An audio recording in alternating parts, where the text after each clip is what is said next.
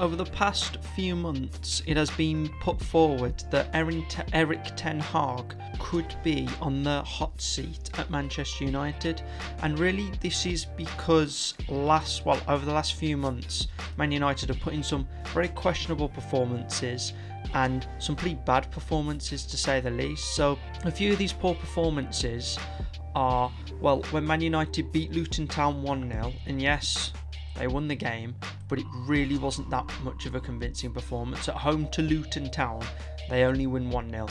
That's not convincing whatsoever. Then they lost 4-3 to Copenhagen in the Champions League. Really should be winning that game. At minimum, probably draw it. Even though Copenhagen aren't a dreadful team, it is in the Champions League, and Man United are expected to progress through the Champions League, at least they were at some point. Then they beat Fulham 1-0, which isn't the most convincing win, but Fulham, they can actually be quite a difficult team to play, so that wasn't really that bad of a performance. However, before that game, in the Carabao Cup at Old Trafford, they lost 3-0 to Newcastle United. And yes, Newcastle are a good team, but Man United are the holders of the Carabao Cup, and they should not be losing 3-0 at home to Newcastle United. They were just completely outplayed that game, and the goals Newcastle scored were actually some quite good goals, but still pretty bad performance. Then they lost 3-0 to Manchester City in a game where they did actually start quite well, but then Man City just took over and dominated. So, two 3-0 losses at home back to back. Just, it's always going to start getting questions about how good Ten Hag is doing and all that. And then before that, a 1-0 win against Copenhagen. Yes, it's a win, but at home you should be beating Copenhagen a bit more convincingly than that. So these last 6 results have really brought up question marks about Man United, about really how they play. And for me, it's not really the defence that much. It's more that they just can't score. And I know they've had 3 games where they conceded 3 goals or more, but it's like, I think there's 3 games that they scored in those 6. In the last 6 games, they've scored 3 times, and 2 of those were once. So I just think it's more about the attack than the defence at this point. So going on to Ten Hag himself, and going over his records in the Cups, the League and Europe. Starting with the Carabao Cup and FA Cup, bearing in mind he is currently in his 2nd season. He has 14 games in the Cups, 12 wins, 2 losses. They've scored 32 goals and conceded 11, so that's just over 2 goals a game and just under 1 game a goal conceded, and obviously just over 2 scored. So 14 games, 12 wins. Looks like a very good record for Man United. They also got to 2 finals last year. So to start with, if you get the first 6 games and you win, that's kind of expected. However, the fact that he's gone through quarterfinals and semi-finals where they have faced pretty good teams, and they did face Newcastle in the League Cup last year, so he's got a few good wins in the Cups, and I would say he has a very, very good record in the Cup games. 12 wins out of 14 is a brilliant record, but then again, I will acknowledge that he has, in the early rounds, faced some teams that really aren't up to Man United's standard. However, getting to 2 cup finals means you do have to play some very, very good teams. So in the Cups, I'd say it's a very, very good record. And yeah, this season, we'll see how this season goes as well. And I do know they just lost it in a Carabao Cup to Newcastle. So that's a very, very bad performance as well. So then, moving on to the Barclays Premier League, we have a much bigger sample size here with 50 games played, 30 games won, 6 draws, 14 losses, scored 71, conceded 59,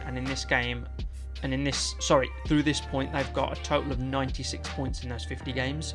So this one is a bit weird because 3/5 of your games won, so that's about 60%. That isn't a bad win That isn't a bad win percentage, but this is Man United as well.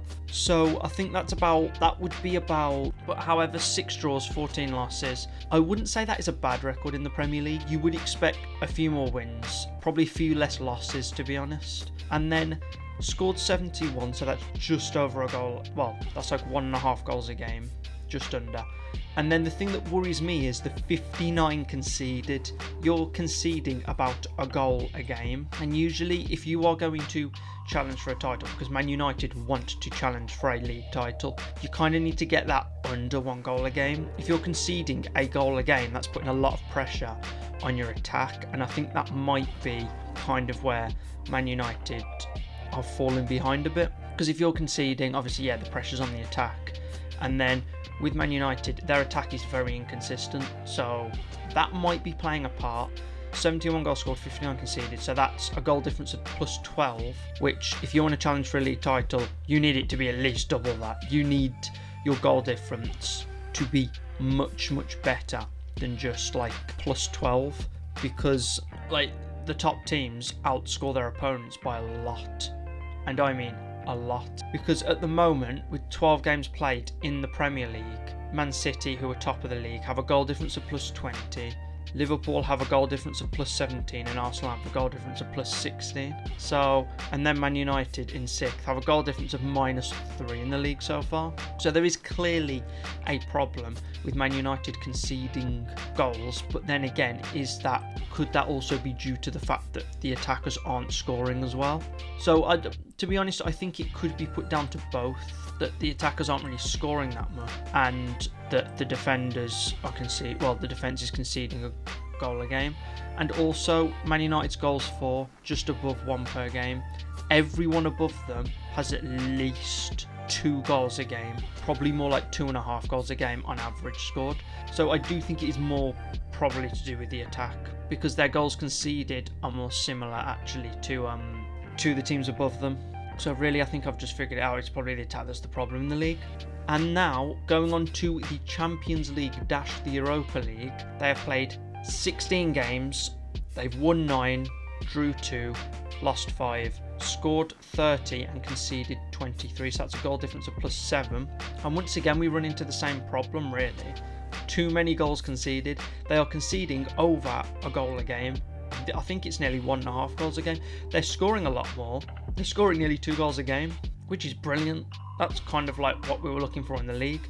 So now it's the conceded that's a real big problem, because it's jumped up to 1.5. And I get it, it's Europe, you're going to be playing better teams. But if you want to challenge for anything, you need a good defence. And obviously you need a good attack, but if you're conceding goals all the time, then your attack isn't going to be as good. It's just, so 5 losses in 16 games and 9 wins. I don't think that's a bad record either.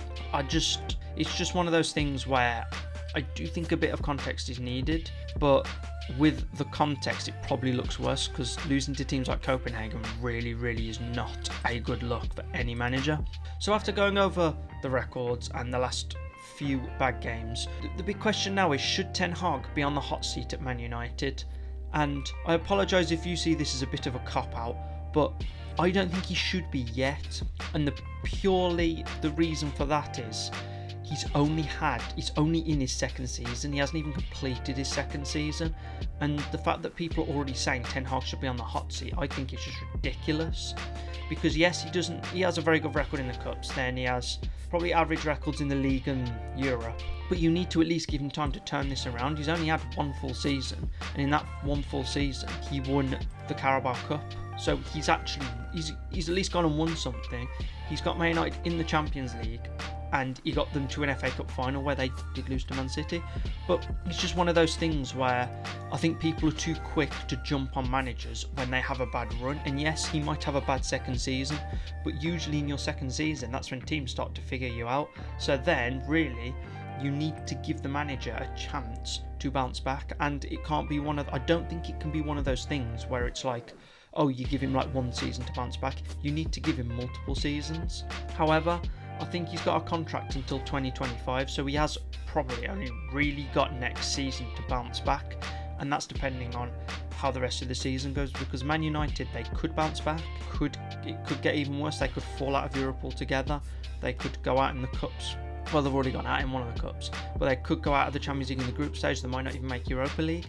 So a lot is still possible here, and I just think it's really, really harsh to kind of judge Ten Hag right now. Even though outside the cups, I don't think his records are that great. It's like he has had problems in the dressing room as well, which he has to deal with, and those are difficult to deal with because there's a lot of egos in that team. However, I do think he needs to be held accountable as well for how the team's performed.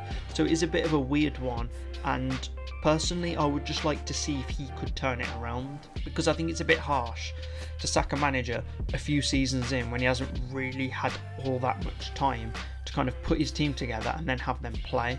Usually they just get to put their team together, then if it doesn't click straight away, they get sacked. So those are my thoughts on Erik Ten Hag and if he should be on the hot seat. Obviously, I don't think he should, but what do you think? Do you think Ten Hag should be on the hot seat? Do you think Man United should be looking at sacking him? Do you think they should sack him? Do you think they should give him a bit longer? Let me know about all that in the comments. And thank you for listening to the video, and I will see you in the next one.